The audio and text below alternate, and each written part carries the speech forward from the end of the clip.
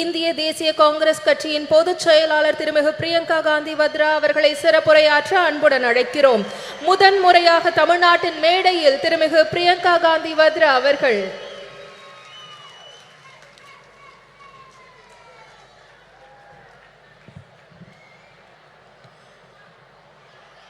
Thiru M.K. Stalin ji, Srimati Sonia Gandhi ji, Tirumati Kanimodi Karunanidhi ji,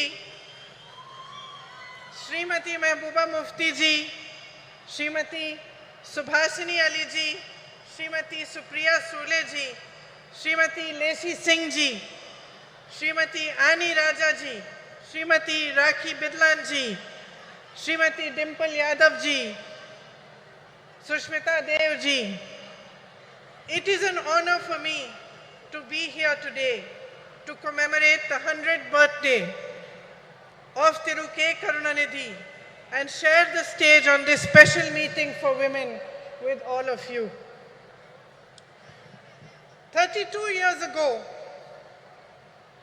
on the darkest night of my life, I first set foot on this land of Tamil Nadu. I was here to collect my father's shattered body. I was 19 years old and my mother was just a few years younger than I am today. As the door of the plane opened, the night grabbed us and drew us in. But I was not afraid of it, because the worst thing I could have imagined had already happened. A few hours earlier, my father had been killed. I had walked towards my mother that night, knowing that the words I was to speak would break her heart.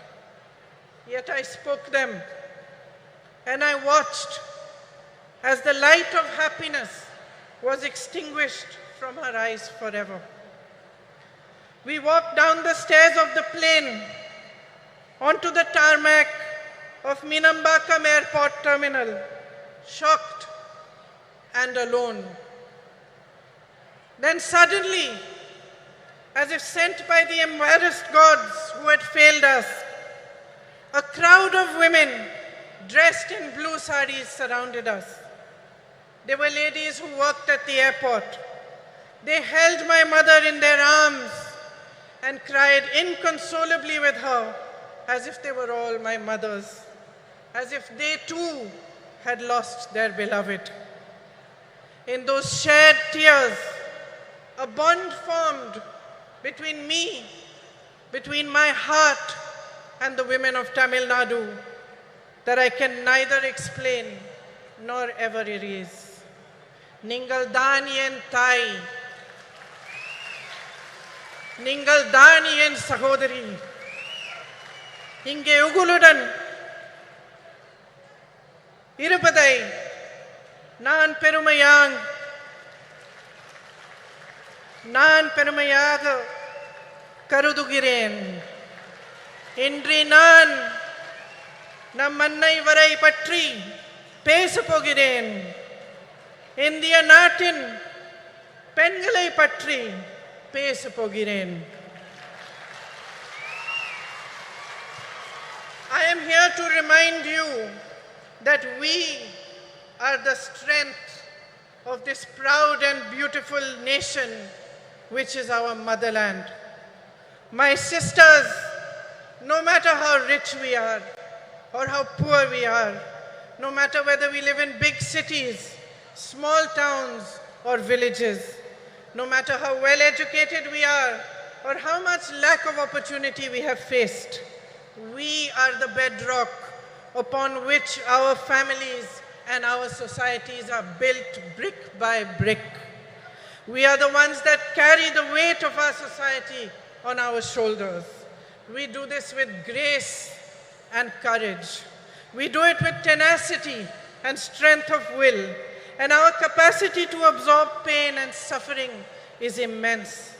We are proud of these qualities which have been passed on in our bones through generations and generations of oppression. But my sisters, I am here to remind you that we are more than this. We are greater than our ability to bear suffering. We are the ones that nurture and hold, that give to our children and to all those around us unfailingly. We are the ones who teach courage, the ones who teach love. It is us who understand forgiveness and us who know how to fight fearlessly in the face of adversity. We are the workforce powering our nation forward, and we are the millions of young women aspiring towards a better future. We know how to rise from the darkest night to claim a new dawn. We have a light within each one of us that is capable of shining brighter than the sun, but that light has never been allowed the freedom and joy to shine in its fullness. It was almost 100 years ago that Tandai Periyar asked, "Penien, Adimai Anal," why were women enslaved? Then he answered this question in a series of revolutionary essays in which he wrote about the economic and social enslavement of women. It was he who laid the foundation for the empowerment of women in Tamil Nadu, which Thiru Annadurai and Thiru Karunanidhi carried forward. My sisters, this empowered you, the women of Tamil Nadu, to show the way of emancipation and progress to the rest of India. Yet across our nation, beneath the surface of progress, we are still struggling with the harsh reality of an entrenched patriarchy that ensures the systemic oppression of women. In fact, almost a century after Tandai Periyar's essays were published, that same question looms large before us. Penien, Adimayai Rekiral. Why are women still enslaved? And although I do not have the stature, nor the experience, and the wisdom of Tandai Periyar, my answer is this. I am a woman.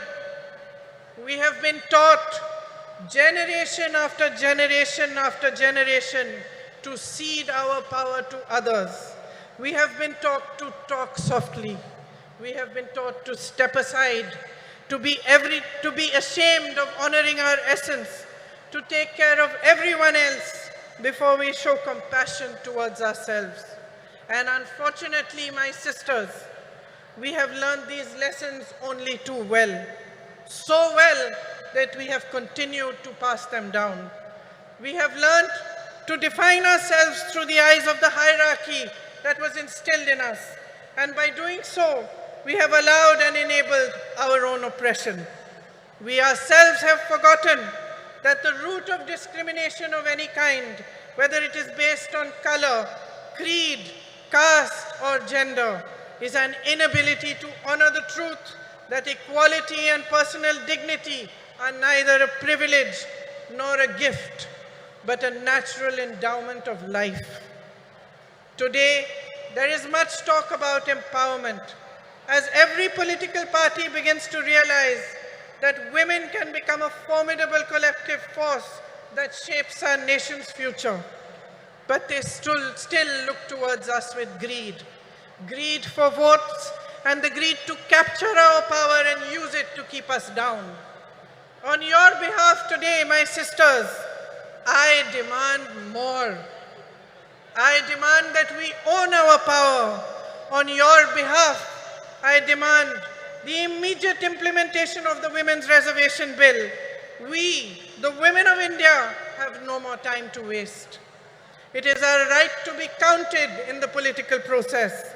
I demand that our worth is valued and respected as a political instrument for our own empowerment. I demand that we put an end to the glorification of our tolerance for injustices which are committed against us day after day after day. I demand the rejection of any system, societal, religious, or political, which thrives on our oppression and forces us to collude with it.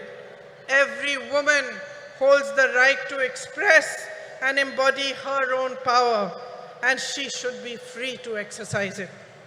You are the essence of humanity.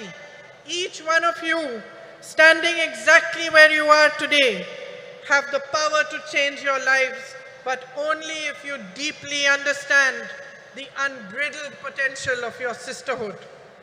Only if you see in each other the great value of coming together, of helping and holding each other, and rising in solidarity with one another.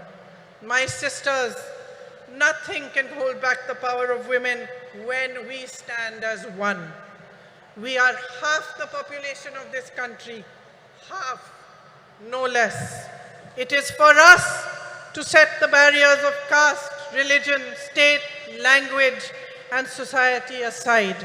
It is for us to recognize ourselves first and foremost as sisters who can unify into an unstoppable momentum for change. Today, as we stand here to commemorate Thirukarunanidhi Ji, a leader who understood the power of women, let us awaken to a new dawn. Let us create our own destiny. Thank you. Jai Hind.